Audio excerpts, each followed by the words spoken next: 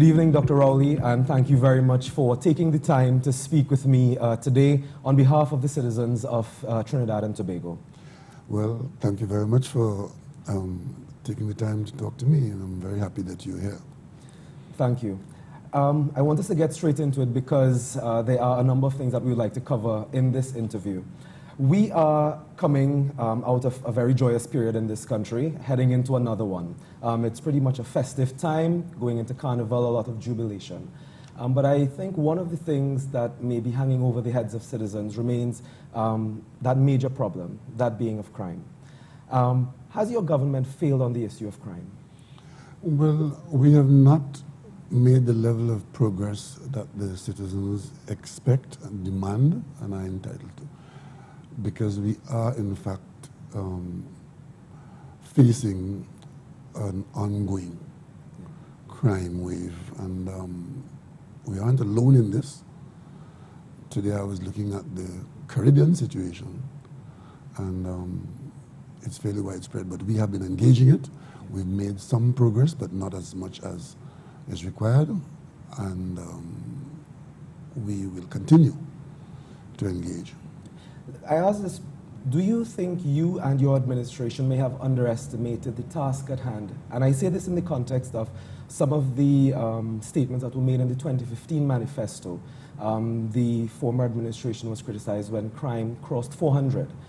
We've seen under your leadership and the current leadership that crime has crossed the 500 figure. It's 538 last year, which is one of the second highest on record. So did you underestimate what it may have taken to get the crime situation under control? I think the entire country is underestimating the threat that is posed by the criminal element.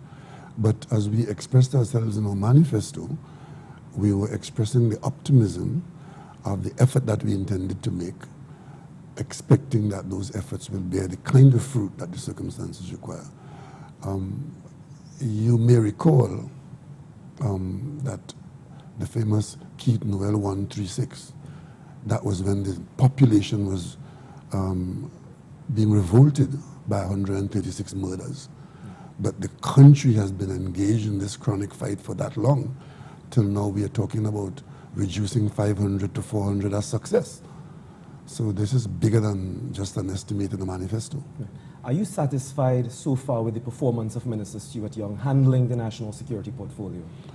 He has a very, very difficult job, and I'm satisfied that he's making the effort that's required, but there's always room for improvement, and we all, in every ministry, are aiming to have that improvement made. We saw Minister Edmund Dillon. He was the previous Minister of National Security. Some may say that he was removed when the murder toll was not being reduced in a way that was satisfactory. Do you foresee that Minister Young will remain in that portfolio heading into 2020? I don't see a ministerial change now as a response. I think Minister Young, the energy that he brings and the dedication, it's what is required, working with his team. And much of the progress that we have made by bringing the agencies to focus and to work as a team, Minister Young can take credit for doing that. One of the things your administration has also done was the appointment of a permanent police commissioner. Are you satisfied with the performance of Gary Griffith as one of the agents in tackling the criminal element?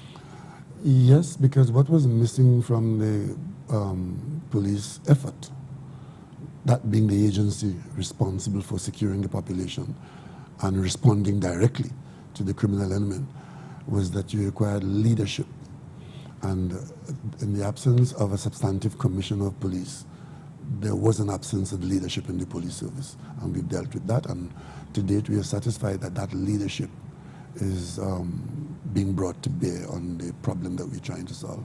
Do you think the crime situation is the one that will, in a sense, define the 5 years of your administration in terms of the government's failure to reduce crime in a way that is meaningful or meaningful to citizens of this country?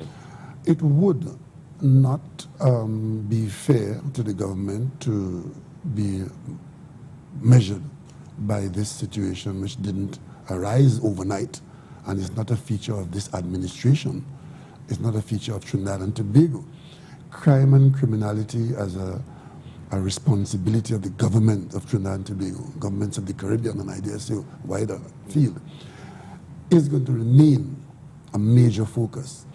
And while we would not have eliminated or even reduced murders as we have embarked upon, there are a lot of other things that the government has been successful at.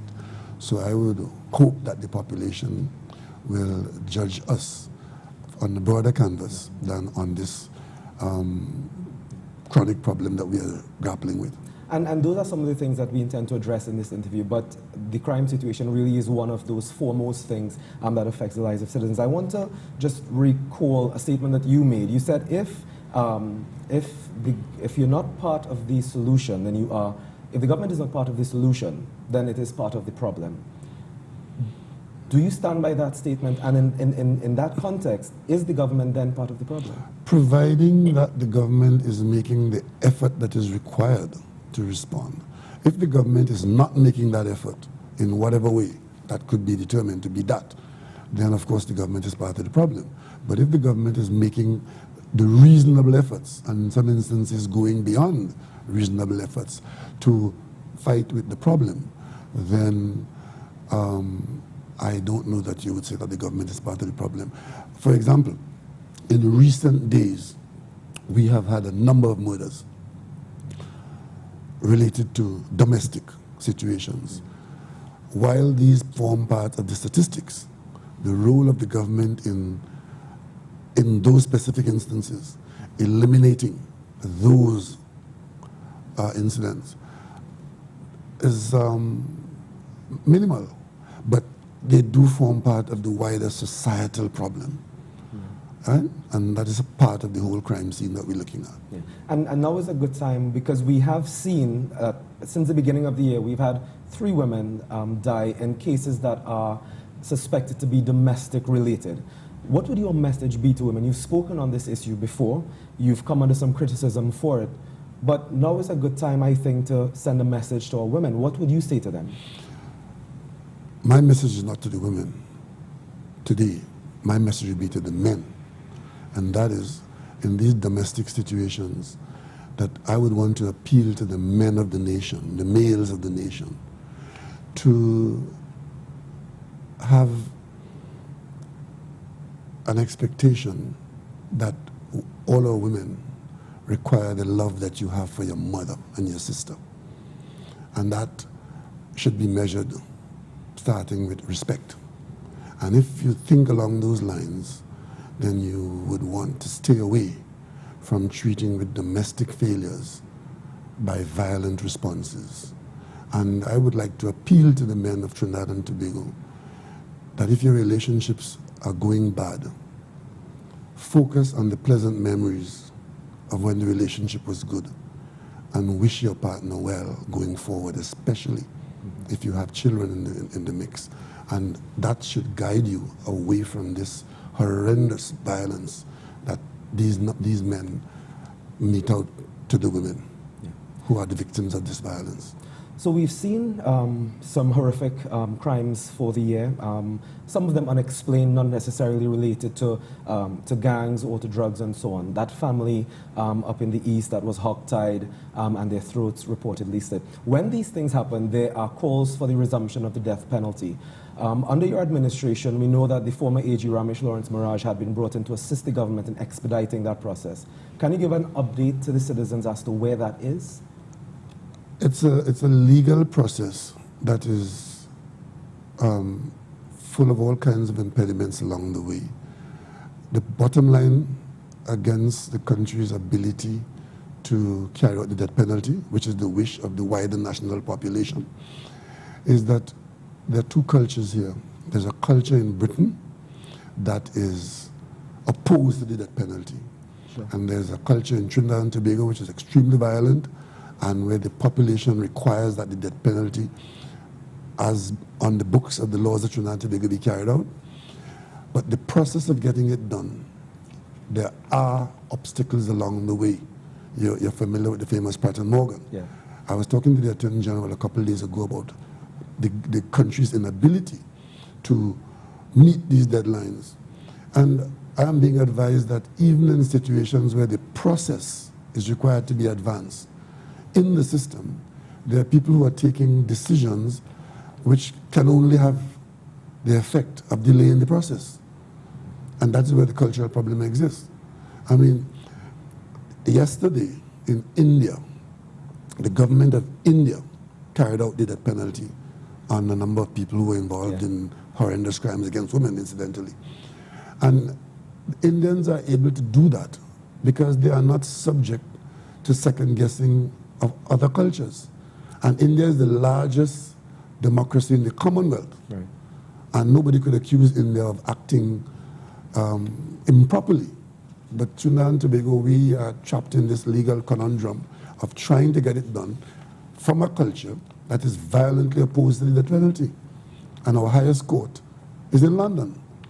Well, that brings me to another point. In 2015, when you were asking the citizens to elect you to office, the PNM presented a 10-point crime plan. And one of the measures announced in that plan was the ascension to the Caribbean Court of Justice as this country's final appellate court. That has not happened, as well as a number of other measures in that 10-point crime plan. Most of the other measures we've dealt with. This matter of the Caribbean Court of Justice is a political matter.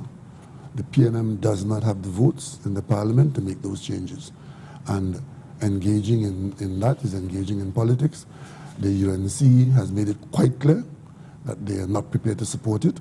As a matter of fact, when they were in government, they made a half-hearted attempt to have civil matters brought as originating matters at the CCJ. But until the Parliament of Trinidad and Tobago has the votes to make the change, it is just so much political talk. Right. It's a political matter. Everybody knows the PNM's position on the matter, that we support the CCJ, and we were quite in the opposition. We were prepared to provide the votes for it to be done. But we do not have the votes in the Parliament to do it, and then so we don't waste time arguing with the others who say they're not going to do it. But it is something that the population will keep engaged on, and maybe sometime in the future, the Parliament would be in a position to take a decision on it, but we are not in that position now. Is a referendum a consideration on this? A referendum does not change votes in the Parliament, because if the party taking part in the referendum say, we are not going to support it, referendum will give you a underpinning of the population's position that the death penalty should be carried out. It will confirm it, I'm pretty sure. But that does not mean that the people who are in Parliament to vote, if they say we are not going to vote for it, then the referendum wouldn't change anything, and there's no requirement in our law for a referendum. Right. So under your administration, the Attorney General has spoken extensively about pieces of legislation that have been brought in to address the crime situation in this country, and there have been a number of other measures that have been put in place. Realistically, for citizens who are scared, who are concerned about the crime situation in this country, realistically, when do you think they can expect some easing of the violence that we are seeing in this country? Have you set timelines for yourself? The one thing that we hold out that would bring improvements in that kind of time frame, or any time frame that you may want to pick, is the speedy delivery of justice. One of the contributors to the culture of violence and the crime expedition on the part of individuals who choose crime as a way of life or an incident in their experience is that it takes so long for justice to be meted out to persons who have violated the trust of the population. What we have done, we've made a lot of legal changes, improved the legal infrastructure, and now in the months and weeks ahead, you will see significant speeding up of the delivery of justice in Trinidad and Tobago, because we have taken steps to increase the judiciary's capacity to bring trials forward. You would see us moving out of the waterfront into the Parliament. That will have fundamental effects on this speeding up of justice, because a number of all the civil courts will now go to that building down there, freeing up a number of courts in the Hall of Justice where only criminal matters will be dealt with. We have increased the number of judicial officers so that we can now treat with more cases in a shorter space of time. And we've decriminalized the use of marijuana. We've taken traffic matters out of the court from traffic offenses to violations, removing these matters from the treatment in the court as a trial. This means that criminal matters will more easily come to trial and be dealt with in a shorter space of time. And once justice is being delivered in a shorter space of time, that will have the effect of dampening the free time that these people have when they commit crimes in 10, 15, 20 years, your matter is not dealt with. And that certainly will have the effect of causing people to know that if justice is sure to come your way in a realistic frame of mind, you will think differently. So, in terms of your own expectations and hope, have you set yourself a particular time frame where if the crime situation does not reduce, and if you are given a second term in office, this is an election year, what actions will you take in terms of the people who are in charge of handling the crime situation? Well, certainly we're not going to be operating on a musical chairs basis. The people who are in charge, once the effort that they're making is the effort that is required under the circumstances, then it's not a personality matter. It's a situational matter. And I don't know that I can give you a date, but I can tell the population that given what we have done, given what we have invested in, both in terms of human capital, legal resources, and of course we have other resources coming, including improving our ability to secure our borders. All of those things together, no one thing is the answer, but all of them working together in the coming weeks, months, and years ahead should give the population some comfort that in a reasonable time frame, we should be seeing some improvement in our circumstance responding to the criminal element. Because the vast majority of people in Trinidad and Tobago are decent, law-abiding citizens. It is a small population in Trinidad and Tobago that is engaging in criminal conduct, that is causing an environment of fear from crime and being exposed to crime. That is what we're dealing with. And once we have succeeded in operating our national security agencies, not in silos, but as teams. That's what we're doing now. We've appointed a commissioner of police. We're strengthening the police service. People are saying that they're seeing some changes in the police service. That is true. We continue along that right direction.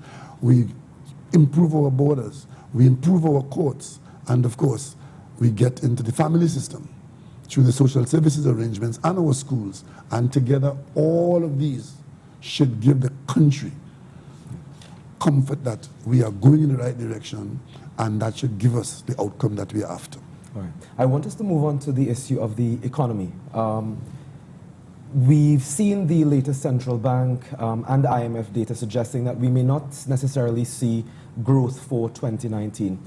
Earlier this year, though, the finance minister stated that the economy had turned around. Is the government being honest with citizens when it says that the economy has turned around? Well, the data in Trinidad and Tobago is not entirely satisfactory. And the adjusting and readjusting of data leave us in a situation where at one point, if you use data that is available to you at that time, you could come to a particular conclusion, and then when the data is corrected, you get a different picture. But by and large, we at the level of the government, remember, we started out talking about an economy collapsing, and we were facing this collapse of an economy in 2015, 2016. I don't know if you would have observed. In 2013, the size of this economy was $174 billion, the GDP, yeah. Right? 2013. By 2016, given our loss of input into the economy from various sources, that economy had shrunk to $140 billion. It wasn't this government's. It was the country losing in areas where we were earning. Now we are up to about 158, almost 160 billion. So we are going in the right direction. And that is what we need to be concerned about. But is it fair to attach the size of the economy to declines, for example, in the energy sector, when some economists may argue that we are no longer we are not in terms of crude oil, that's not where our business is anymore. So is our economy based then on that? And is it fair to attach it, the growth, the size of the economy? Well, the figure I just quote is not only energy. That's the size of the overall economy. Yeah. That's our economy. And like it or not, oil and gas are the major contributors to the drivers of our economy. There are a lot of conversations as to what we should have done when we were children, what we should have done in the 60s, 70s, 80s. Those are nice conversations.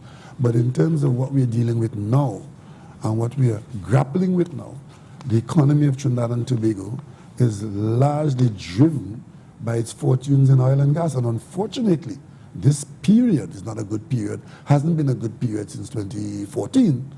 And we just have to manage our affairs responsibly and focus on getting the best out of those inputs from hydrocarbon, as well as focusing on other areas that can add to the basket of this basket, which you call the GDP. Well, some people may question whether we're focusing heavily enough on some of those areas, but I wanted to just, for our viewers' perspective. So we've seen, based on the central bank data, a contraction in the energy sector. That was expected based on where energy prices are now, but we've also seen contractions in the manufacturing sector as well. It's not just prices, it's volumes. Because if the price is low and you have a large volume, your earnings can be improved.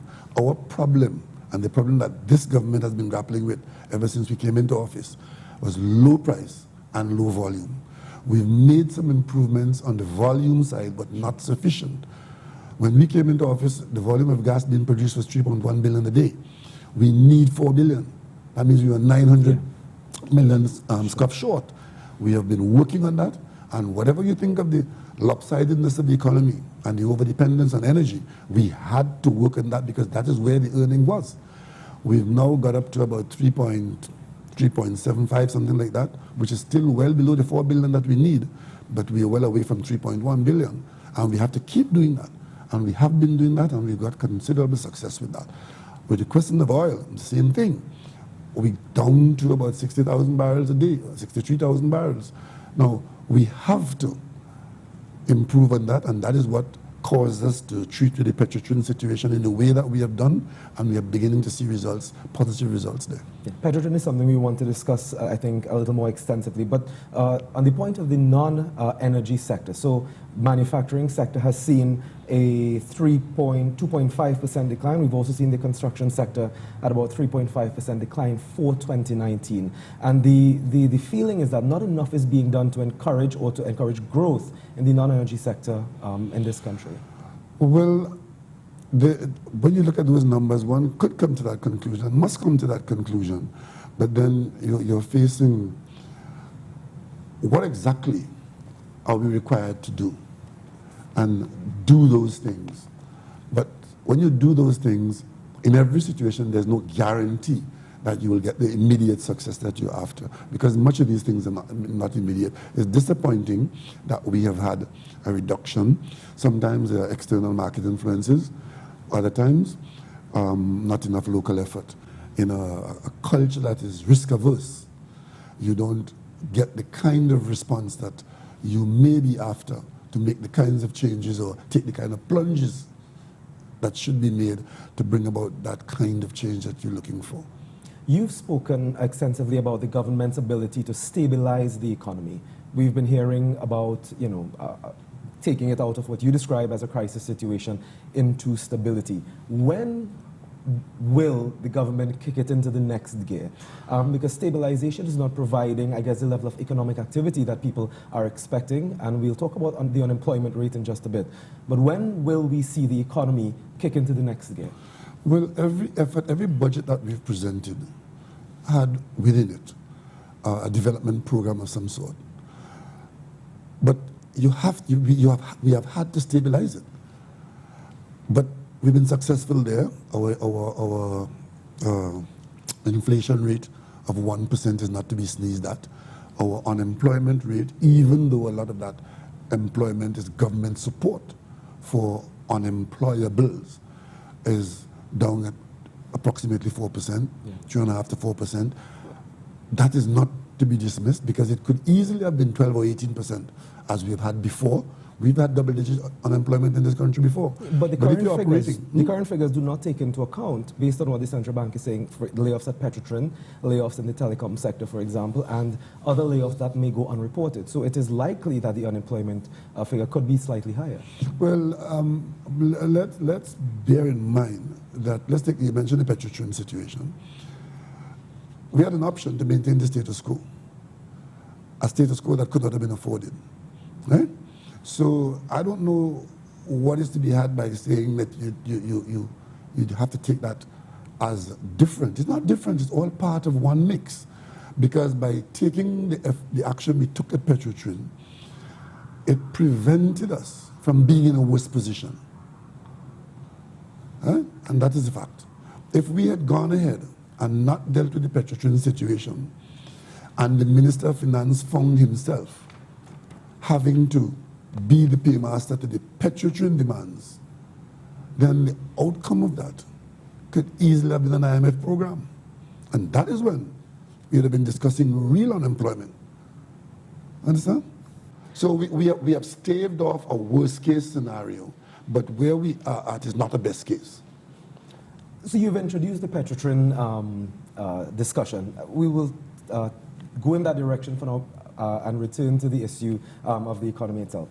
You are standing by the decision to shut down the Petroltrin refinery. There are some experts who say that Petroltrin required serious overhaul, yes, but it did not require a shutting down, of the refinery because of the socio-economic impact it would have had on some of the southern communities, some of which we are feeling now. Well, we did not arrive at this decision overnight or capriciously. As we said before, it took us a year and a half of serious investigative work, looking at options, and in the end, the option that made the most sense was to restructure the company. And if we had the time this afternoon, we could go into the detail. But in short, it is the restructuring of the company that allowed the company to refinance its debt without passing that debt as a burden on to the Minister of Finance, which allowed the Minister of Finance to do what we have done in education, in health, in national security, in a development program, which you're taking for granted now, and which is being poo-pooed by others as not being enough. But imagine if the Minister of Finance had to carry the Petroltrin debt as a government liability and was not able to do what we have done in the other areas. It would have been a far worse situation. The restructuring gave us the benefit of the restructured company being able to take care of its debt and avoid the Ministry of Finance having to take that debt and result in a downgrade of the country. That restructuring, which is easily called the closing down of Petroltrin, we didn't close down Petroltrin. We restructured the company. There is Petroltrin as the parent company, still being there, being dealt with, and we still have liabilities there, and we have to find a way to treat those liabilities. But in the restructuring, we created heritage to do what Petroltrin's core business was, which is look for oil, find oil, sell oil at a profit. We're doing that. We had a good first year. Paria had to be formed because we have to supply the nation with fuel. We've done that, and they're doing that successfully in the short to medium term. The restructuring is working. But there were downsides to it, and the downsides is that we had to reduce the labor force. The option of restructuring without doing that is like saying that you were going to diagnose without prescribing the medicine. However, we are expecting that improvements will come along the way to take the pressure off those who were directly affected. And understand something else too. In that restructuring, $2.7 billion were made immediately available to those who were affected at Petroltrin. So don't make it sound as if it was a collapse where everybody was thrown on the pavement and left to scramble. Right? $2.7 billion in cash payments were made out. And that is what happens when you do this kind of restructuring in the way that we've done it. Support in one end and a future of possibilities of profitability in a restructuring arrangement. Just one final thing on that before we go to the status of where the OWTU patriotics bid is right now. We've heard Mr. Espinay said he did not advise the government to shut down, or you don't like that particular term, but to the current method that was taken. He did not necessarily recommend that. What were some of the other options on the table? Where did you get that from? He said in an interview that he did not advise the government to shut down the refinery. I can't stand by that statement. Everything the government did with respect to the restructuring of Petroltrin was done lockstep with the board of Petroltrin coming to the government and giving the government all its options. And there was a subcommittee of the cabinet that eventually came to this position, and the cabinet took a position. So I would be very surprised if what you're saying there is accurate. That board that Mr. Espinay chaired, that board, with his members, they did human service in bringing the country to a position to be able to take that decision. As far as I am aware, the chairman and his board were in step with what we have done. And in fact, it has been done in a way that was much better than most people expected that it could have been done. And therefore, the board should have been congratulated for the work that they did, even though there were the negatives that were associated with that particular kind of economic adjustment that took place there. On the issue of the refinery itself, did the government play some politics in the selection of Patriotic, which is an agency of the OWTU, in selecting them as the preferred bidder to take over the operations of the refinery? No, there's no politics involved here. There's no politics involved in the Petroltrin situation. This is a straight survival case where national downgrade, right? National financial collapse is what we were facing. This government didn't have the option to kick the can down the road because the check was due in August 2019. Even if we wanted to play games, we couldn't. However, let us look at how we arrived at that position. We did the restructuring, and in the restructuring, we had to close the refinery because the refinery was the major money loser. We were importing over 100,000 barrels of oil per day and losing up to $7 a barrel per day. That was a statement of fact. When we did that, and it was announced to the country, we said to Petroltrin in front of the country, if you think it's good business that you can get involved in, we'll give you the first option. Correct. We did that even before anybody else had the option to look at the prospect of continuing an operation at that refinery, with a commitment from the government that they will be given the first option. Petroltrin was, OWTU was given the first option. They did so, and they came to us with a response. We also said, by a second address by me as Prime Minister, however, your response has to stand the rigors of serious business analysis. When that analysis was done on their first option, it was found not to be satisfactory. But we did say to them, you will now also be allowed to come back when others come at a later date. You too will be allowed to put another submission in. They went away, they did their work, they came back in, and the government, by way of a team that was separately put there to analyze it, that team analyzed all the bids, which eventually came down to only 3 serious bids. And of course, if you look at one bidder wanted the refinery virtually for free, another bidder was saying that they will pay us a small amount of money over time but take no wider responsibility. It was the OWTU's bid alone that gave us the option to have the refinery reopened in the way that they have offered. And we accepted that bid in a proper process that they turned up in as the best bid. At what stage of the process are we now? We're at the stage now where, having accepted them as the preferred bidder, they were asked to go away and come back with the commitments, because you could say you're going to do something and it sounds good, but we need to know that what you say you are going to do, you can do, and that your partners are in fact committed to the process that you have offered the state. And they went away, and we are at the stage now where in the next few weeks, we would be in a position to accept and commit or reject and move on. But they've so done we should the get a work response very soon. Yes, that aspect of the work has been done. I was told a few days ago that there's a meeting to be had, I think next week, with the inputs that the OWTU had offered, their partnership and so on, and to demonstrate their ability to do the funding and to provide what is required. Because understand something, this refinery reopening is not a simple matter. We're aware. Right. It could cost very well close to $1 billion to get it restarted. And that is why the state had been very upfront in giving the OWTU whatever relief they could have been given to proceed along that line, right? Because what they offered to pay for it upfront, you would remember that the Minister of Finance said, okay, rather than have to find that money upfront now, to make it easier for you, we will give you a moratorium. Absolutely.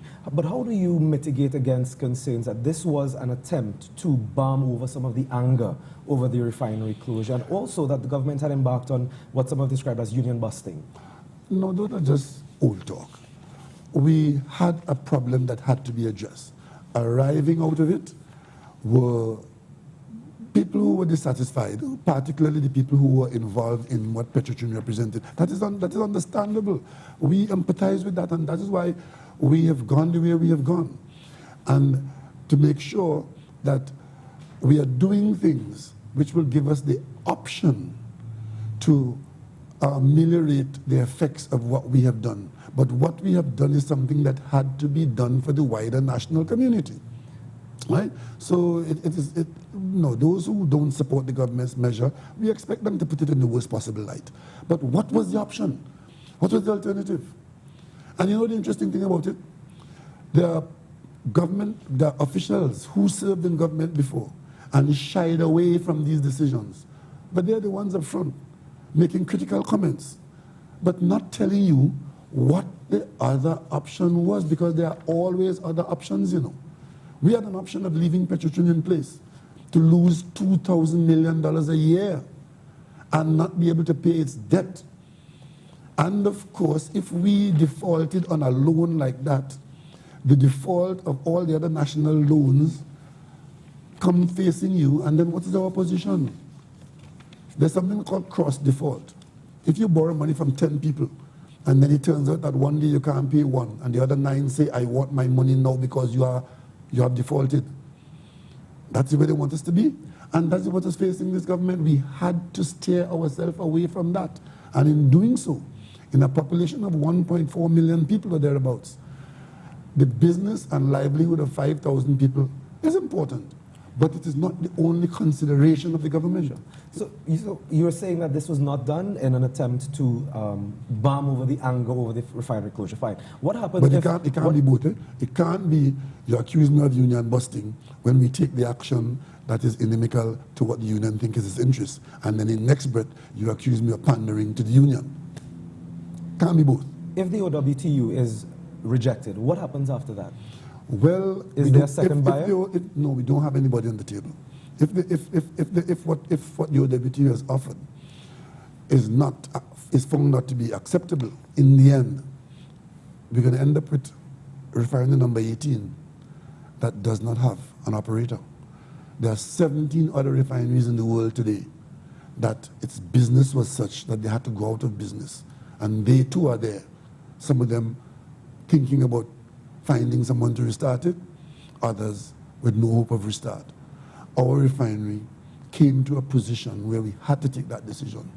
And it is not a decision taken lightly, and it's a serious matter, and we're hoping that we can come to an agreement which will bring about some use of the facility. I want to return quickly to the economy because we do have some other things to address, and particularly the issue of the US currency in particular, foreign currency. There are many who will argue, economists, that our economy, it is overvalued, the currency is currently overvalued, right? Why has the government taken the current position it's taken on it and not allowing a free float? Because the government understands very clearly the effect that a free float will have on the wider national community, especially those people who are not owners or holders of foreign currency. If devaluation is the option chosen by the government, there are certain downsides to devaluation. increased cost of living for people in the country. And of course, it will not give us any more US dollars. But devaluation does not give you more US dollars. What it does, it raises the cost in local dollars for people who are buying largely in an environment where a lot of your purchases are imported items. There are many importers and retailers who will tell you, Dr. Rowley, that they are purchasing US currency on the black market at prices above what exists in the economy. So that, in essence, some of those costs are already being passed on to some of the most vulnerable in society. Yeah, but how much of the economy is that? How much? The central bank, right? The central bank puts and supports the exchange rate as it is now by putting state-owned US dollars into the system. In countries where the government does not have a supply of foreign currency, how do they make out? We have an industry here that brings a rent into the treasury. Barbados doesn't have that. Jamaica doesn't have that. So people do find ways outside of the normal exchange rate to do things. But that is not the economy. We don't have a black market economy in Trinidad and Tobago. We have some elements of black marketing, I'm sure. But what we do have is a currency supported largely by government's earnings. And what we have to do is to determine what are the priorities that that foreign exchange will be used for. We have to buy medicine. We have to pay public debt. We have to buy food that we import and only want to eat, imported food. Those things are paid for by foreign currency. Yeah. And a devaluation does not increase the amount of foreign currency you have. But how long can the government continue to sustain the system that is currently in place? Let me answer that with a question. How long can the government protect the wider national community from the ravages of high and runaway prices? Because that's what it is. You devalue the currency, and basically you're saying you're impoverishing people who today, a Trinidad and Tobago dollar can get you 1 ounce. Devaluation comes about, and you get half ounce. That's what it is. Those who have access to foreign currency are the beneficiaries of a devaluation. And some of the voices that you hear calling for devaluation, they know why they're calling for devaluation. It is not in defense of Mr. Trinidad and Tobago. A devaluation overnight could hand them more millions of Trinidad and Tobago dollars. It is not just... And of course, I happen to know that that is a strong part of that consideration. And there are those who tell you it's arithmetic. If you devalue, you get more Trinidad and Tobago dollars, and therefore you pay your bills and you're hunky-dory. We don't agree with that. So one final thing on this.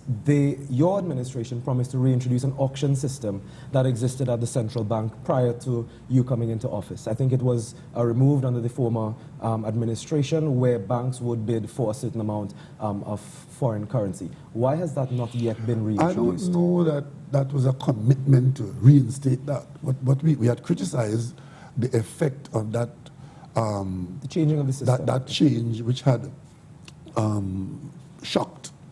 It gave a shock to a system that was working. From the time, you see, the valuation and those kinds of things is like spinning a wheel.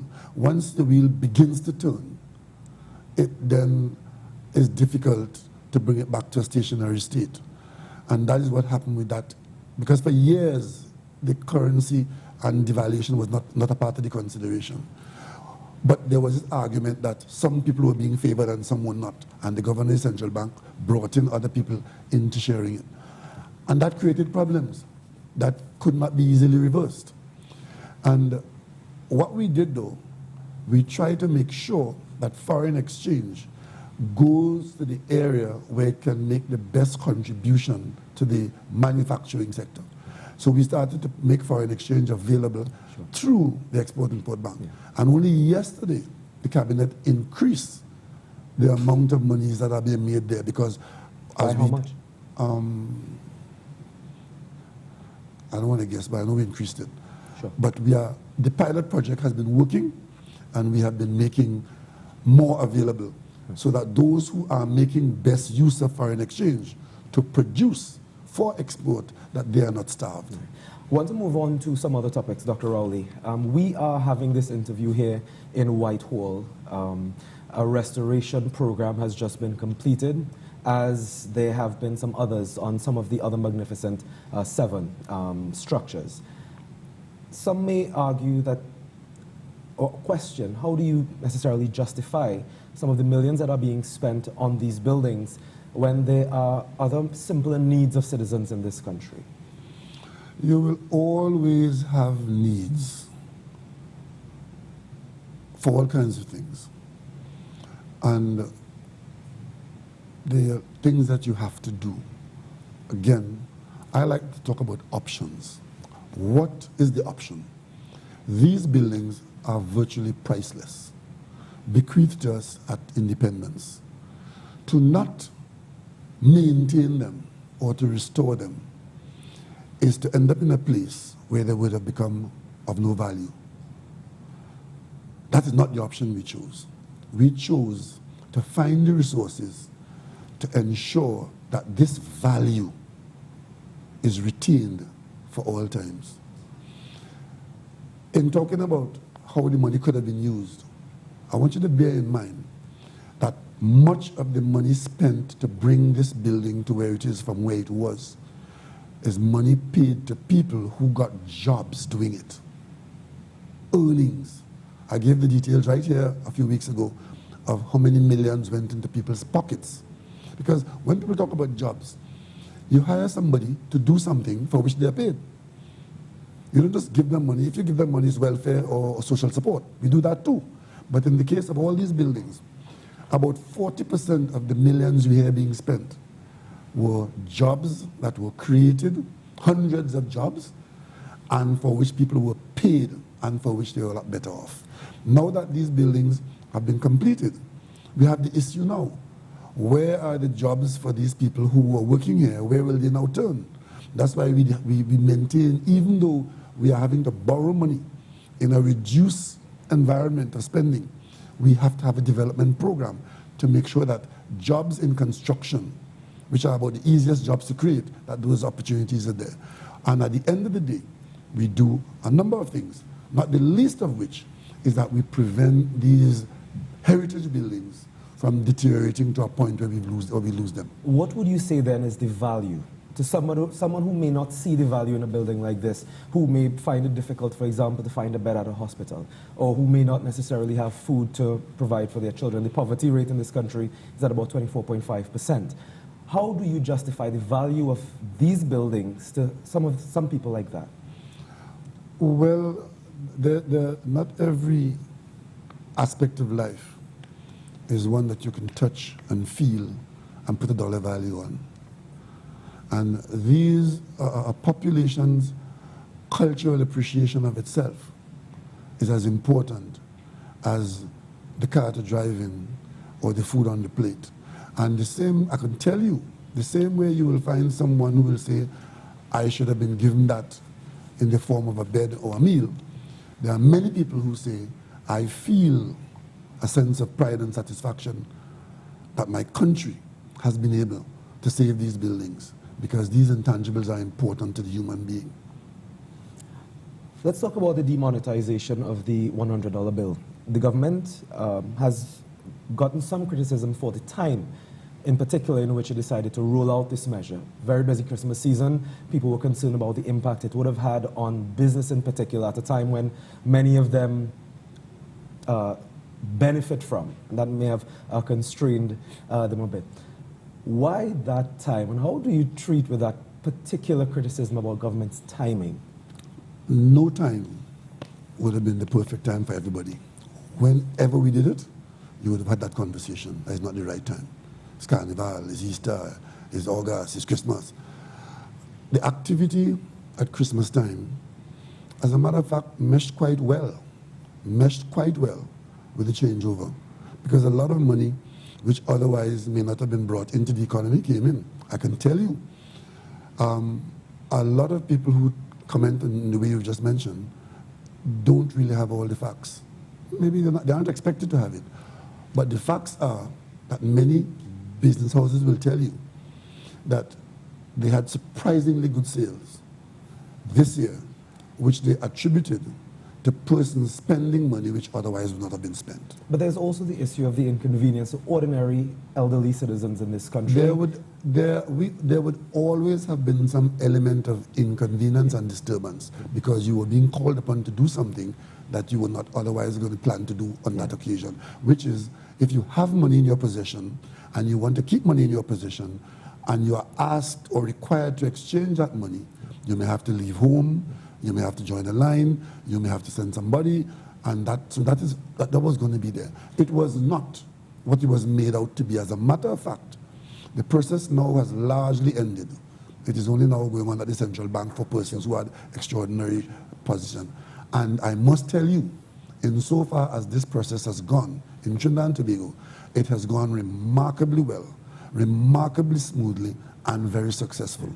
So we've seen some very interesting stories coming out of the demonetization of the old $100 bill. What has the government gleaned about the crime capital and money laundering in this country? We have gleaned that the exercise was worth it, it was necessary, and that we are now in a much better position to treat with elements of white-collar crime, to treat with elements of general criminality across the country, and of course, as a matter of national security and other considerations, that the currency of Trinidad and Tobago is now playing a better part than it was playing, let's say, a month ago. Who are some of the players involved based on what you've seen? Without identifying anyone. I am not going to be the one carrying that conversation. The government is a wider canvas. There are other members in the government. There's national security, there's a minister of finance, there's a central bank, there's social services and so on. Sure. I would leave those conversations. But I tell you one thing, as chairman of the National Security Council and also prime minister, two things go together. I am absolutely satisfied that this decision was necessary in Trinidad and Tobago. And while there were some elements of disturbance and inconvenience, the benefits far outweigh the inconvenience that some people would have experienced. Because I don't know if the average person in our country has a proper understanding of certain elements of the day-to-day life and the level of unacceptable behavior of some of our citizens. Dr. Rowley, without being very specific, can you explain to them in a way that they may better understand some of what you have seen so that they understand why they may have gone through this period of some inconvenience? Well, as I say, we packaged it in the condition of national security.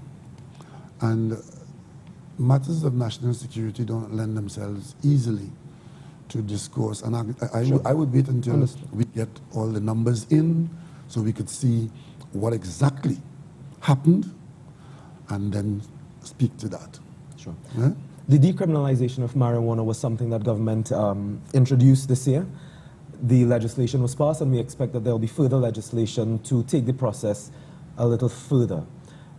There was some flip-flopping on your part about whether or not government was going to move ahead with this in about 2016 and 2018. You said it was not the priority of the government at the time. That was when CARICOM was moving ahead with it. You said it was not a government priority at the time, but it has happened. What are your feelings on how... My priority in 2016, 2017 was making sure that we had contracts in place to ensure that the energy sector in Trinidad and Tobago didn't collapse. My priority then was making sure that we could pay for the medicine that goes into the hospitals. My priority was making sure that the main hospital block in the country, in the Port of Spain General Hospital, that as fate would have it, surprisingly survived a 6.8 earthquake, that we are in a position now to be building a new block there. My priority was in making sure that we could reduce our expenditure from where it was unsustainably put at $60 billion to $50 billion. So when I speak about priority, it was in that context. Sure. I know there were those who were extremely agitated that the regional conversation, the international conversation was that we must now decriminalize or legalize marijuana. Yes, but we didn't wake up every day thinking that was where our lifeblood was. We gave the commitment then that we'll get to it, and we got to it. We did say that we'll do it by the middle of 2019, June was the time we had given. But when we looked at the priorities of what had to go through the parliament, and we also maintained that we would consult quite widely before we took that option. And we did that, and by the end of the year, the legislation was done, and we have decriminalized marijuana for all the benefits we have described, not the least of which is bringing about greater efficiencies in the court and process system. Have you ever smoked marijuana, Dr. Rowley? No, sir. I lived in Jamaica for 3 years. I lived next to Papine and Augustin. It was never my ambition. Right. It is not my ambition. And I'll say one thing as we do this interview. Decriminalization has made marijuana more easily available without penalty for our population. I want to appeal particularly to our young people, especially those easily influenced at the high school level, that marijuana smoking is not to be recommended. It is classified for good reason under the heading of dangerous drug. The decriminalization comes under the Dangerous Drug Act. And it is a dangerous drug, and it could harm you. Let us start with that. There are benefits to not making it a criminal offense. It does not mean that you go interfering with it. Because I have had first-hand experience of persons who have ruined their lives on marijuana as they have done on alcohol and as they have done on cigarettes. So the fact that we have decriminalized marijuana is not a license to go and burn as many acres as you could and say, well, it's a free-up. We are not jailing you for having 30 grams or under 60 grams, but we are not encouraging you because it is a dangerous drug. And the conversation about its medical use, okay, great. That will come. So is opium. The opioids have medical use, but that doesn't mean that you don't understand that it's dangerous.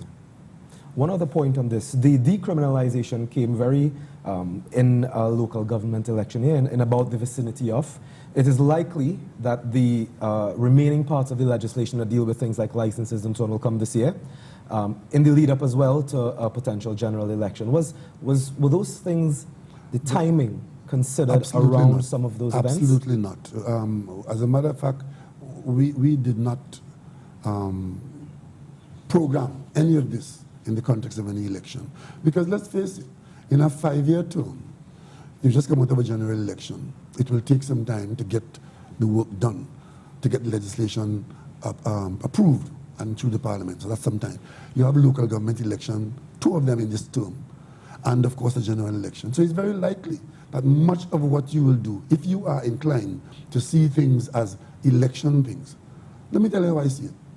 Anything that the government does that could be deemed to be for election purposes, I would say is good, because it means that you are seeing some benefit to be had for something well done. Otherwise, you wouldn't say it's for election. So we're talking about a general election.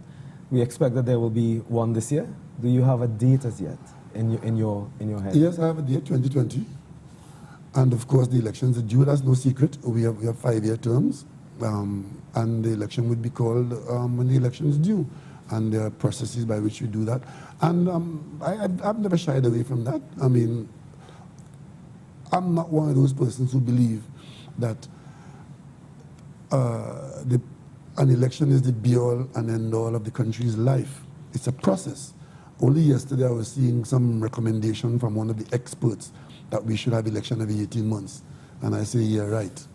After the first 2 or 3 of those, you know what's the answer going to be? We're tired of elections. We've had elections here in 95, 2000, 2001. You remember that? Yeah. And the country had literally got tired of elections because you were just coming out of one, going into another one. So elections are part of our process of governing the country. And we are going to treat it as such. I don't expect you to share the date with me, but I was just wondering whether or not you've thought of dates that you might want to call the election on. There are lots of options. Lots of options. But I don't think that we should focus on surviving for elections. There are many more important things. Yeah. And before we get to the election date, there's a whole lot that we have to do between now and then. So I want to talk about what the government's agenda is for 2020, leading into a general election, it being your last year for this term. But one of the campaign promises that you made in 2015 was to ensure that there would have been campaign finance laws enacted before we go to a general election. Are you able to commit to saying that that will happen? We have draft legislation, which we think we should be able to put in the Parliament sometime in the early part of this year. But of course, that legislation would require a certain amount of collaboration and cooperation in the Parliament, and it's going to have to be discussed in the nation as such. So we will do something. I'm not sure yet exactly what it's going to be, right, or how it's going to play, because my colleagues may have a different view on it. And again, it may fall to the government to act decisively on its own, because unlike what is being said, we do have election legislation in the country. Sure. It's just that it's antiquated. And what we Which is what the process is aiming to address. Yes. So if we get cooperation, we could go far. If we don't get cooperation, we could go some distance, but something will be done this year. So there will be some element, you believe, of campaign finance reform before the elections? Yes, we will. We expect to. We will have a bill in the Parliament, and we hope that there's something that we could do to improve the process. What exists now is unacceptable, and we would like to do something going into the 2020 election. Okay. Would you participate in a leaders' debate leading up to the general elections of 2020? Providing it's properly organized and providing it's a genuine debate. Yeah? Do you think a debate would be beneficial to our democracy? We've tried on several occasions in the past to have one. It unfortunately has not happened. Of course a debate is beneficial because it brings information to the population as to what the options are. You see, a lot of people can be very critical of what's in front of us, behaving as though, let's remove it. But then it is to be replaced by something else. We're not going to be creating any vacuum. Once we don't do A, then it's going to be either B, C, D, or F.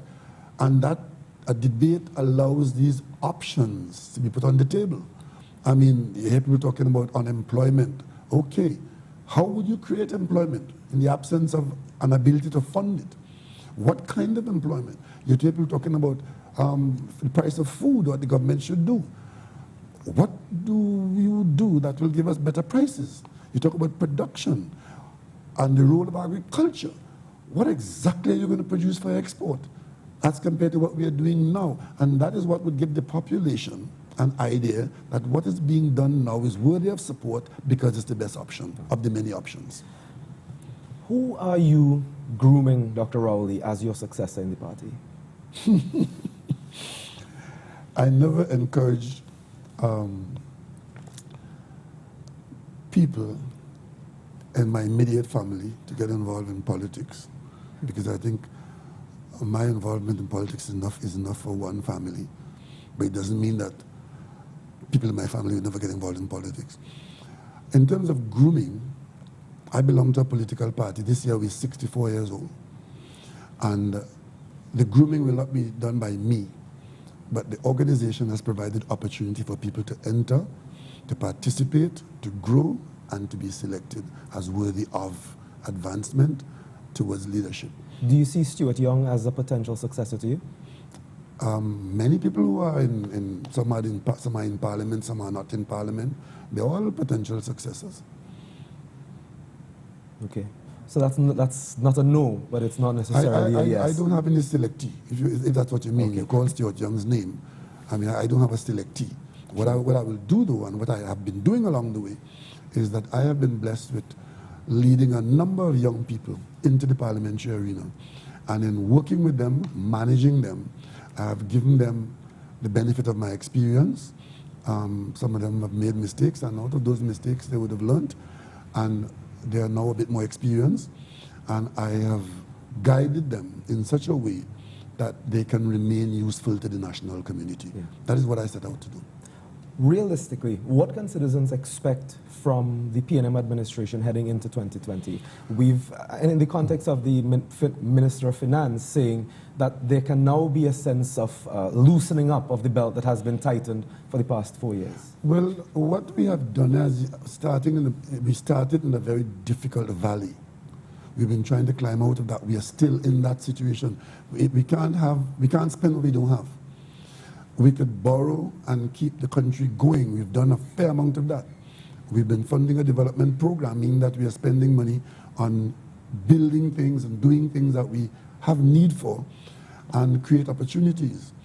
But we are focused from day one on ensuring that we provide support for those who are least able to look after themselves. The one area that we have been very good on is that we've maintained the social services program, and we have spent every year approximately $5 billion in that sort of thing, from pensions all the way down to household food card grants and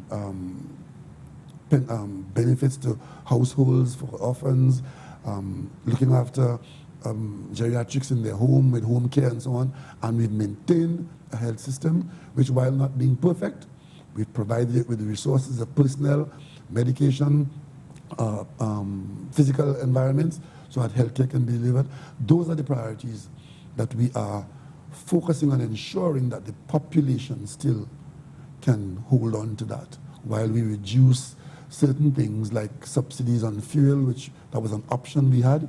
We spent $4 billion in fuel subsidy in 2015. That was an area that we reduced to half a billion in 2016. It has gone back up to about $1 billion because the price of oil has gone up a little bit. And we have, as a people, to balance these things. And in that balance, in 2020, you can look forward to us ensuring that those who are least able to look after themselves will continue to get government support. Those who are doing well, we support them to continue to do well. And those who have no opportunity, we seek to create opportunities for them to participate and to benefit from. I know we have to bring this interview to a close very soon, Dr. Rowley. I wanted to just get your feelings towards the performance of some of your ministers and whether or not you were disappointed, for example, in people like Darrell Smith, Marlene McDonald, the recent situation with Ms. Camille Robinson-Regis. Are you satisfied are you satisfied with any explanation that she's given? We also had Mrs. Jennings-Smith in the news recently appearing to barter with food cards, which is something that your administration has vehemently criticized the previous one for.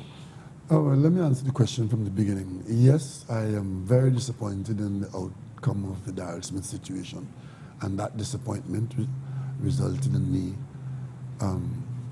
dismissing him from his ministerial portfolio. And as a young person in the government, we did have high hopes for a better outcome. So yes, I'm disappointed with that outcome. With respect to Ms. McDonald? Ms. McDonald, I am disappointed in that as well. Ms. McDonald's difficulty, as you may recall, relates to something that happened 3 governments ago under the Manning government. And it was dealt with along the way. It came to a head under my administration.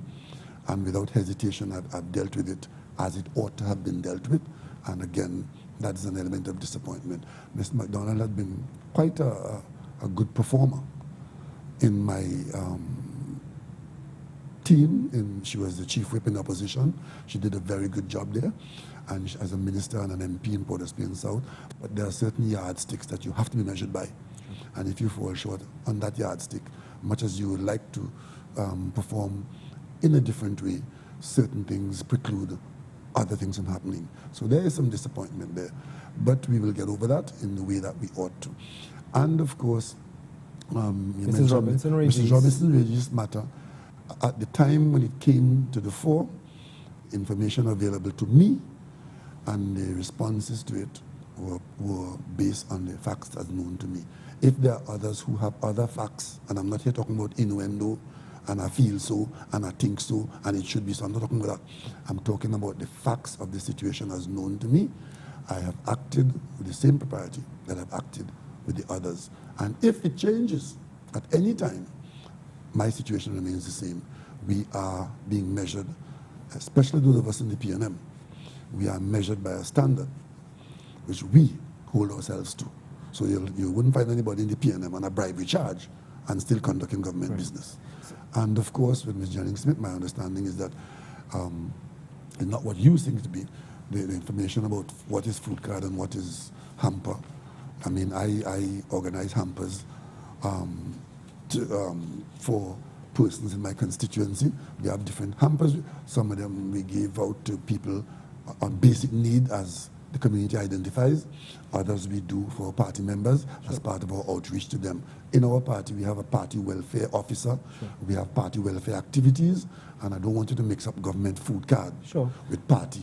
But food card or hamper, the tone of that discussion was along the lines of seeking party support for certain gifts, certain items. I just said,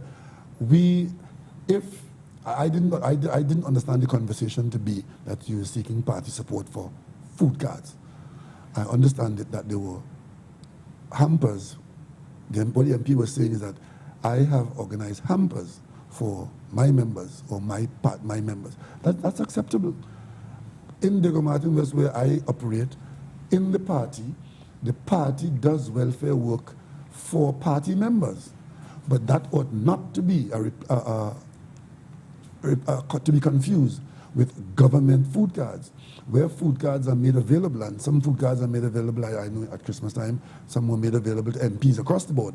And you give those out to constituents purely on the basis of need, not who they support and who they vote for. Right?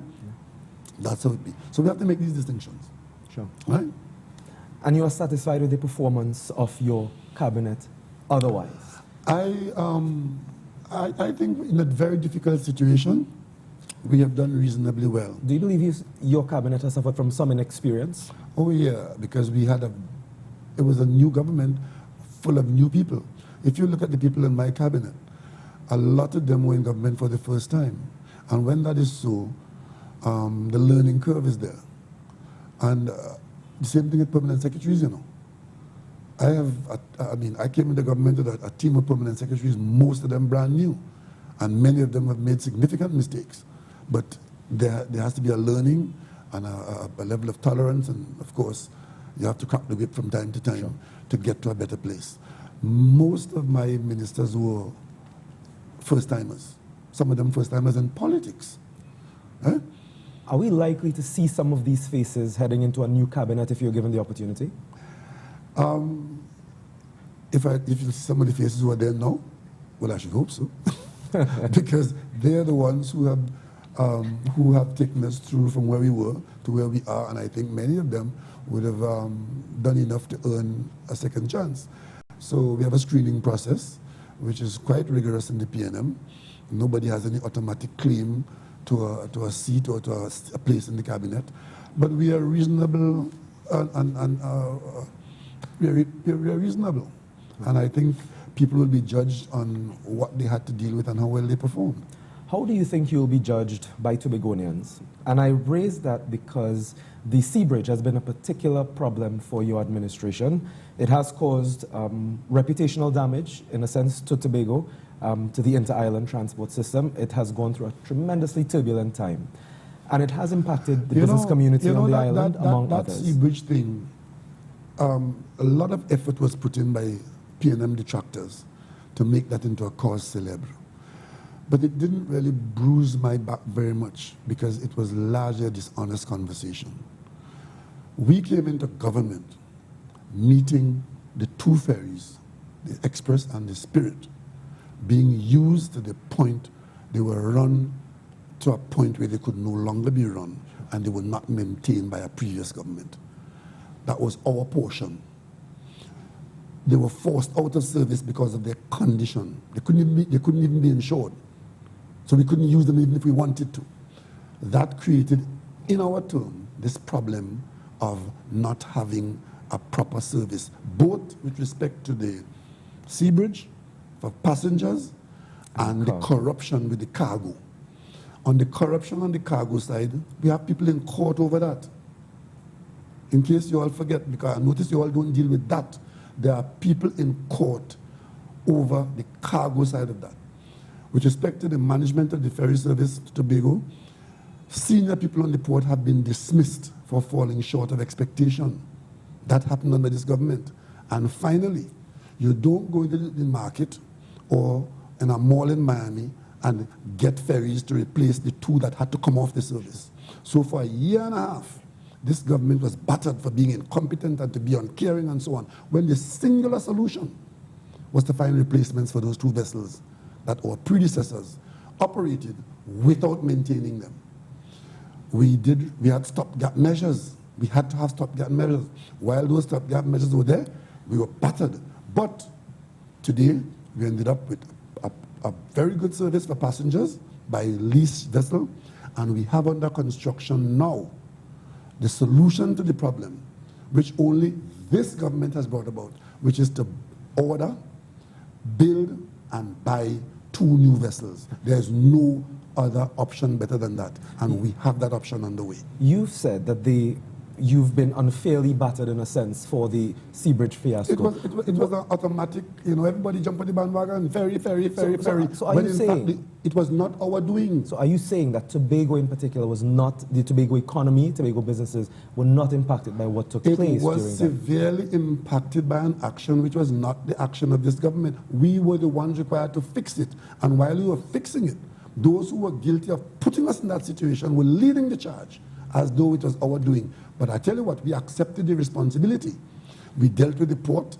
We dealt with the individuals who were the poor, who we view were part of the problem, and we've ordered new vessels. Right? Is there anything you could have done differently in that situation? Today, we have, how many vessels? We have three passenger ferries going to Tobago and a cargo ferry on a consistent basis. So all those who were talking about the ferry, we were talking about solution. Is there anything you could have done differently? And tie back to my original question, in terms of some Tobagonians may say that there's a Tobagonian here in Whitehall and the office of the Prime Minister, and whether or not they've truly benefited from your presence in that position. There are some things we could have done differently, of course, because the way the board was brutalized by corrupt elements on the port. If we had known what we had known then, when we started to try to solve the problem, we could have protected ourselves a little better from what we experienced during that period, that first year and a half. Of course, one of the other things too was that the removal, the loss of the people who were maintaining the ferry. If we had realized what was happening in that corrupt environment on the port, we could have, I suspect that we might have been able to use bay ferries better to prevent the collapse that had happened. So that is what, but again, hindsight allows us to be able to say that. Right? But in the end, we took the decision that had to be taken, which is to get replacement ferries. Of course, it will take some time. And we are hoping that the schedule that we are contracted to will be kept, and eventually this will be a history that we can walk away from. After 4 years, what would you say is your greatest failure as a PM, and also your greatest success? You didn't mention about me as a Tobagonian. I did. Whether Tobago had benefited. The people of Tobago are very discerning. And they would have seen what I had to deal with, what my government had to deal with, both in Tobago, for Tobago, and outside of Tobago. And I'm confident that that innate spirit of theirs would allow them to determine that we have made the best options available for and on their behalf, and on the wider national community's behalf. So finally, what would you consider to be your greatest success as PM so far, and your greatest failure? Preventing Trinidad and Tobago from collapsing in the period 2015-2016, given where we were on becoming the government of Trinidad and Tobago, I think would be our greatest success. Because I don't know that this country has fully appreciated the bankruptcy that we inherited in 2015. In September 2015, we were running a budget of $60-odd billion of expenditure with revenues at about $38 billion. That was a recipe for disaster if we had panicked or take bad advice. And that was to me, it is easy to criticize that we are not nirvana and that we are not the best in the world in many areas, but we have evaded worse conditions that many people still don't understand how close we came. We took the decision that while we were an IMF candidate, that we will not take our country down that road, and that we will take our own bitter medicine prescribed for ourselves, by ourselves. And some of that is what is being criticized now, but that is what saved us from a worse situation. We kept the public service in place without following a single gazetted public servant as part of the solution to our difficulties. We paid $5 billion in back pay to public servants in this era. And those are the things that we had to do. And wherever we are now, we are in a better place than if we had not done those things that we had done. And that is the success of my government. What would you say would be one of your major failures? That we have not been able to engineer the growth that we anticipated that we should have been having now. But a lot of it has to do with external forces because we are in the external market. For example, we've been budgeting gas at $3 per unit. But because of external forces, the gas, which is our main revenue contributor, is now rooted as just over $2. So whether we like it or not, our main revenue earner in the external market has been there at a low price, about a third of what it, less than a third. We've lost about a third of what we anticipated. You could say we're too reliant on gas, but that is what we have. That's what it is. But what we did do, we had tremendous success in revisiting the energy environment and putting our energy sector in a much better place now than we were in 2015. I am comfortable now that the energy sector in Trinidad and Tobago has a bright future. We're looking at $5 billion US in investments. We are now looking at access to gas fields that we didn't have before. And even though the price is low and the volumes are increasing slowly, we are in a better place in terms of being able to make the most of what is available, even in the difficult market. And we've negotiated better conditions, which will give us the prospect of better earnings going forward. I'm sure that will be discussed rigorously in the coming days, those final comments there. Dr. Rowley, I want to thank you very much for giving me the time to speak to you, and I hope that this is of the benefit to the national audience. And I want to thank you very much for taking the time to come and talk to us in such a way that our information can be out there to the public, and I hope that we'll continue these discussions both with the media, in the media, and the national community with boundless faith in our destiny. Thank you very much.